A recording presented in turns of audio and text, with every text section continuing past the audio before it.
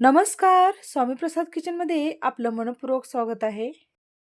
तर आज आपण मस्त असे हे घरच्या घरी एकदम टेस्टी आणि एकदम झटपट होणारी पावभाजी कशी बनवायची ते आपण या रेसिपीमध्ये बघणार आहोत. तर सध्या हिवाळ्याचे दिवस आहेत. तर हिवाळ्याच्या दिवसामध्ये एकदा तरी तुम्ही नक्की पावभाजी करून खा. कारण हिवाळ्याच्या दिवसामध्ये मस्त ताज्या-ताज्या भाज्या येतात आणि त्या ताज्या भाज्यापासून केली जाणारी पावभाजी एकदम चवीला भारी लागते. तर आज आपण 15 ते 20 जणांसाठी आपण ही केलेली पावभाजी आहे.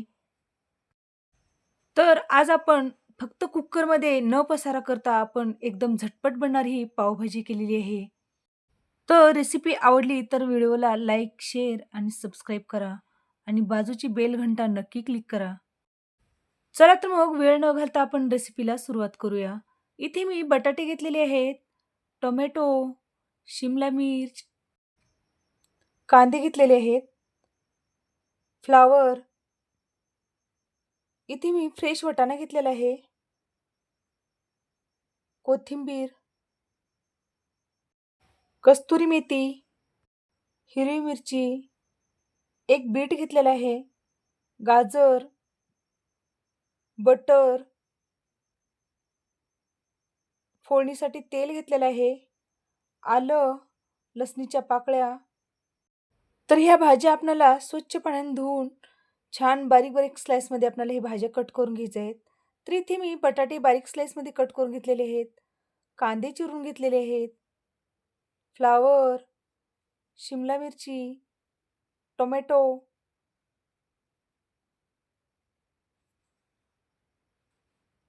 कोथिंबीर बारीक चिरून घेतलेलं आहे, बीट, गाजर आणि हिरवी मिरची चिरून घेतलेली आहे. तर आपण इथे सगळ्याच भाज्या आपण बारीक चिरून घेतलेल्या आहेत. तर पावभाजीच्या फोडणीसाठी लागणारं साहित्य बघूया. आलं आणि लसणाची पेस्ट करून घेतलेली आहे. कस्तुरी मेथी, 1 चमचा जिरे घेतलेला आहे.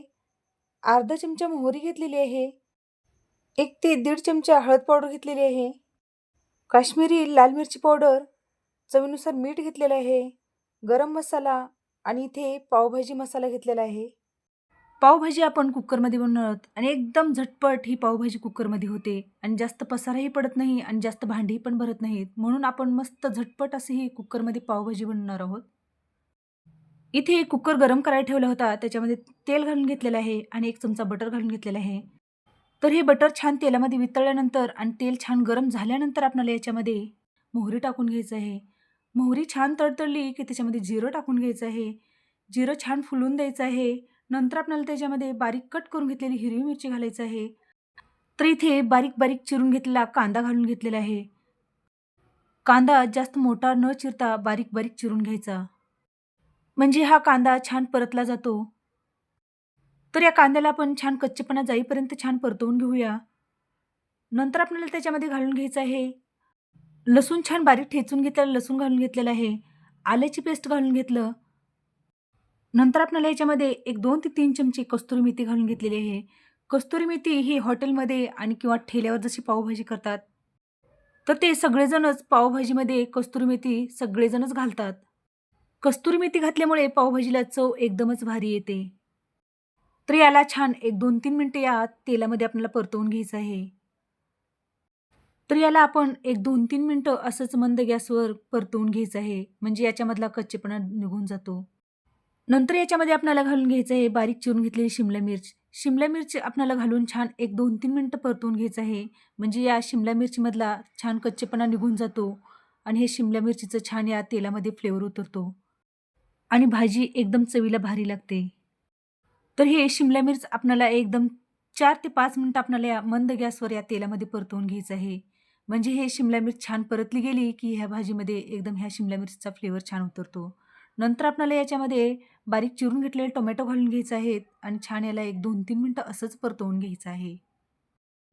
तर पावभाजीला टोमॅटो आणि बटाटे जास्त घातले जातात म्हणजे तुमची पावभाजी हॉटेलमध्ये किंवा ठेल्यावर जसं करतात, त्याच पद्धतीची आपली ही पावभाजी बनवून तयार होते.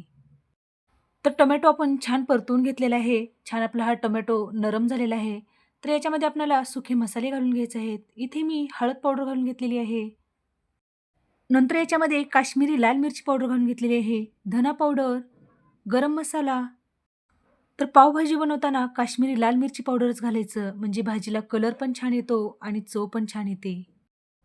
तर मसाले आपल्याला या तेलामध्ये एक 2-3 मिनिटं गॅस बारीक करून आपल्याला हे मसाले परतवून घ्यायचे आहेत. तर तर हे सगळे मसाले घालताना तुम्ही कमी अधिक करू शकता.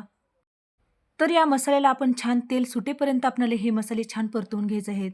तर हे मसाले छान तळाला करपू नये म्हणून थोडंसं मी याच्यामध्ये पाणी घालून घेतलेलं आहे आणि छान आपल्याला या तेलामध्ये आपल्याला हे सगळे मसाले छान परतवून घ्यायचे आहेत.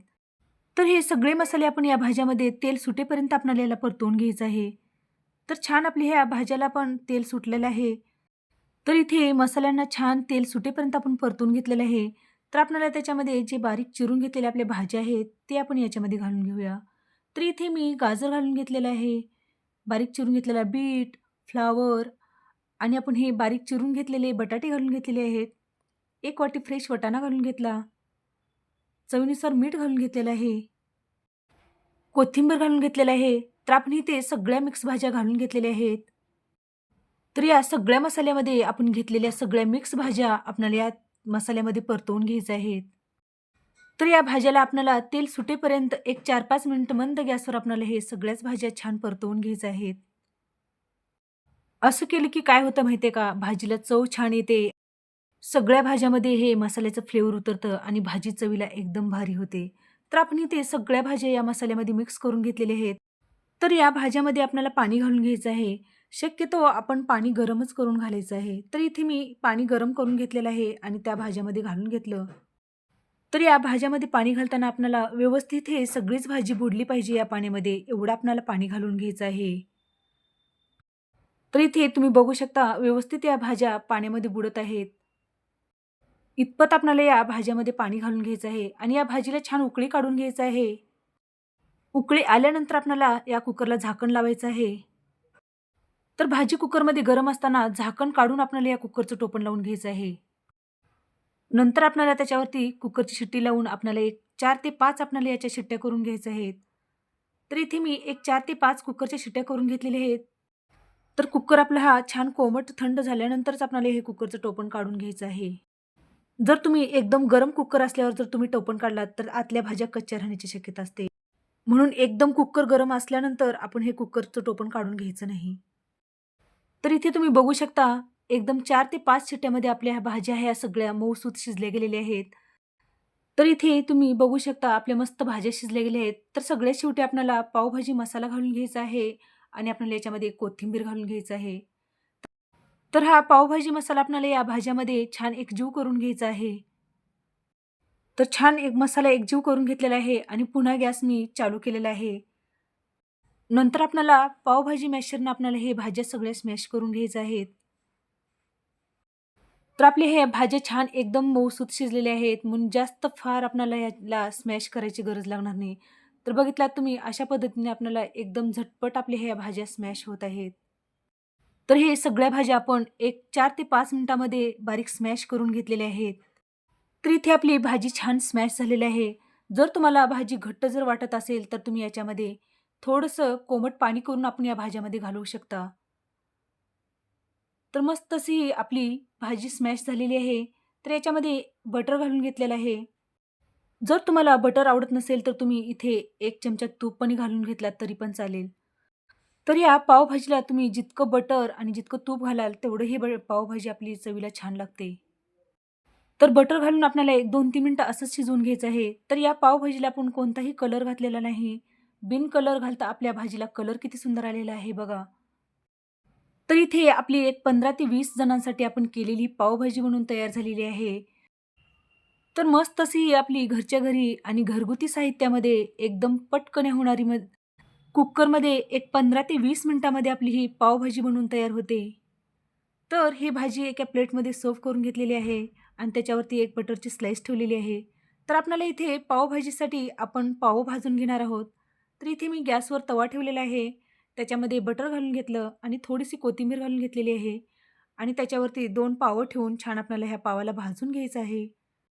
तर इथे मी दोन्ही साइडनी बटर लावून आपला हा गरमागरम पाव भाजून घेतलेला आहे. तर हे पावभाजीच्या प्लेटमध्ये आपण हे मस्त असा हा गरमागरम बटरवाला पाव काढून घेतलेला आहे. तर इथे आपली गरमागरम पावभाजी बनून तयार झालेली आहे आणि एकदम घरगुती साहित्यामध्ये आणि फक्त 15 ते 20 मिनिटामध्ये कुकरमध्ये होणारी ही आपली मस्त अशी ही गरमागरम पावभाजी बनून तयार झालेली आहे.